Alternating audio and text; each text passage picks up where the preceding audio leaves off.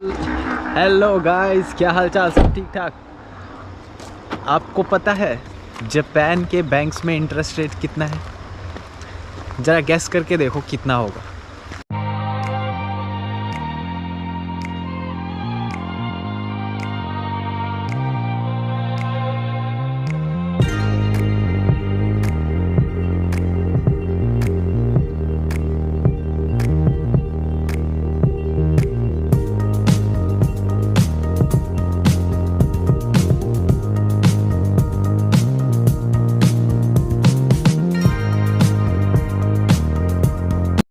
तो पहले तो मैं आपको अपने बारे में बता दूं, मेरा नाम राजीव राणा है और मैं इंडिया हिमाचल से हूं। यहाँ जापान में रहता हूं। मेरे को हो गए यहाँ पे अराउंड 3 साल और जापान के बारे में अपने एक्सपीरियंस आप लोगों के साथ शेयर करता हूं। सो आज की वीडियो में मैं आपको बताने वाला हूं यहाँ के बैंक्स के बारे में कुछ शॉकिंग चीज़ें जो कि जो लोग कुछ अपने गेस करो होगा कितना है जो इंटरेस्ट रेट यहाँ पे, और कुछ लोग जो सोच रहे होंगे कि यार कितना होगा। पहले तो आप ये जगह देखो जहाँ पे मैं अभी हूँ।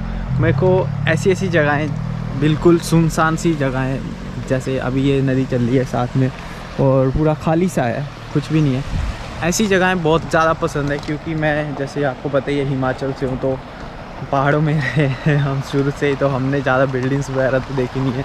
तो ऐसी जगहों में ही बहुत मतलब सुकून जो है वो ऐसी जगहों में ही मिलता है। तो और एक और चीज़ देखो, बड़े प्यार से इन्होंने जो नदी के साइड में पूरा सीमेंटेड बना रखा है कि जैसे कई बार बाढ़ वगैरह आ जाती है ना, तो उस टाइम पे लैंडस्लाइड वगैरह साइड में से मतलब पानी ऊपर ना जाए, उसके लिए इन्होंने पूरा पक्का कर रखा है सिस्टम। तो चलो, ये तो होगी लोकेशन की बात। और हाँ, यहाँ का इस लोकेशन का मेरे को सनसेट बहुत ज़्यादा पसंद है। आज तो क्या बोलते हैं, बादल हैं तो इतना अच्छा दिख नहीं रहा। बाकी मैंने इस लोकेशन के बहुत सारे फ़ोटोज़ जो हैं वो इंस्टाग्राम पे मेरे डाल रखे हैं, तो अभी आप देख लेना कभी उस पर। तो चलो मुद्दे की बात पे आते हैं कि जापान के बैंक्स में कितना इंटरेस्ट है। अब जापान, जैसे आपको पता है, वर्ल्ड की तीसरी सबसे बड़ी इकोनॉमी है, तो उस हिसाब से सब यही सोच रहे होंगे कि कुछ को पता होगा, जो जिनको नहीं पता होगा वो यही सोच रहे होंगे कि यार काफ़ी अच्छा खासा इंटरेस्ट रेट होगा यहाँ पे। बट ऐसा बिल्कुल भी नहीं है। इंडिया के बैंक्स जापान के बैंक्स से मोर देन 10 टाइम्स बेटर हैं। हाँ, और यहाँ का जो इंटरेस्ट रेट है वो है, मेरे को बड़े अफसोस के साथ बोलना पड़ रहा है, 0.002%। जी हाँ, 2% नहीं, 1% भी नहीं, 0.002%।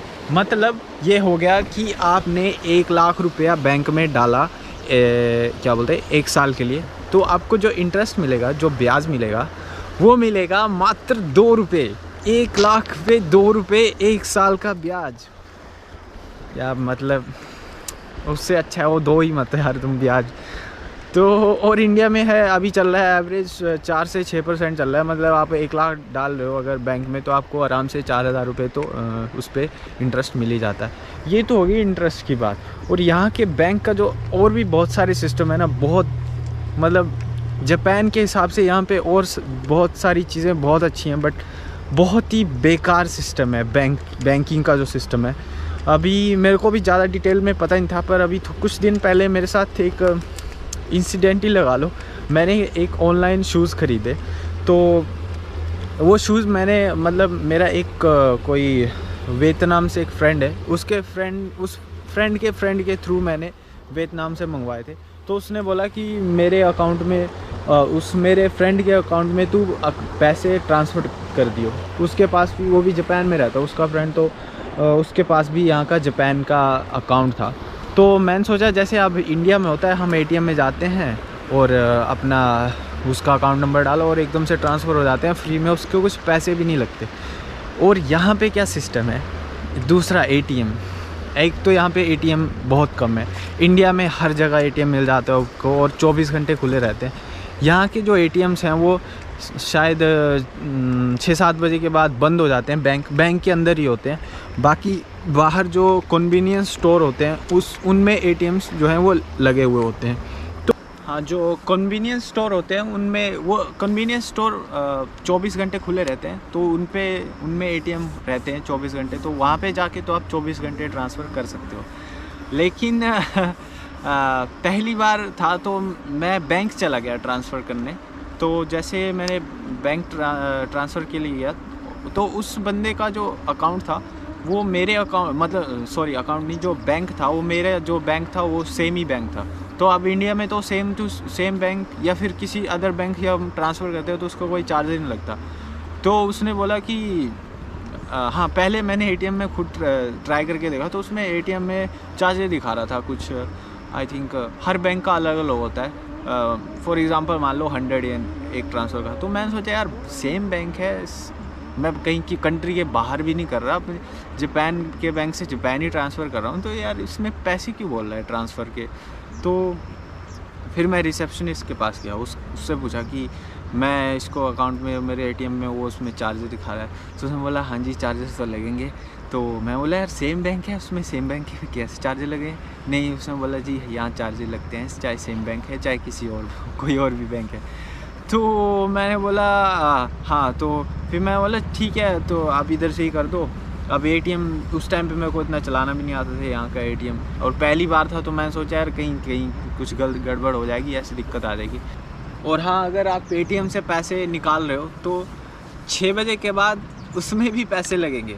मतलब ट्रांसफ़र नहीं कर रहे, आप अपने ही अकाउंट से पैसे डाल रहे हो तो 6 बजे के बाद अगर कोई ट्रांजैक्शन कर रहे हो तो उसमें भी आपके चार्जेस लग जाएंगे। नेट बैंकिंग यहाँ नहीं चलती है, यहाँ कोई ऑनलाइन ट्रांजैक्शन नहीं होती। जैसे किसी को मैंने पैसे देने, अब इंडिया में होता है हम जो बैंक्स की ऐप्स होती हैं उसी से हम ट्रांसफ़र कर देते हैं या पेटीएम कर देते हैं। बहुत ही ज़्यादा कन्वीनियंट सिस्टम है इंडिया के जो बैंकिंग सिस्टम या फिर ट्रांसफ़र आप लगा लो, यहाँ का बहुत बेकार सिस्टम है। मतलब जापान के हिसाब से जैसे पूरी कंट्री बहुत अच्छे से ऑर्गेनाइज्ड है, यहाँ पे बहुत ही कन्वीनियंट चीज़ें हैं, बहुत सारी अच्छी सिस्टम है। हर चीज़ में बहुत कन्वीनियंट है। ट्रैवल हो गया, ट्रांसपोर्टेशन हो गया या कुछ और चीज़ें हो गई। बट बैंकिंग के हिसाब से मेरे को बहुत बेकार सिस्टम लगा यहाँ पे। बाकी बैंक्स भी बहुत ज़्यादा हैं, वहाँ हर अलग बैंक का अलग सिस्टम हो सकता है, थोड़ा बहुत ऊपर नीचे हो सकता है, लेकिन ओवरऑल जो एवरेज है, जो आपका इंटरेस्ट रेट है वो पूरे जापान में अराउंड 0.002% ही है। इससे ज़्यादा आपको कहीं नहीं मिलेगा।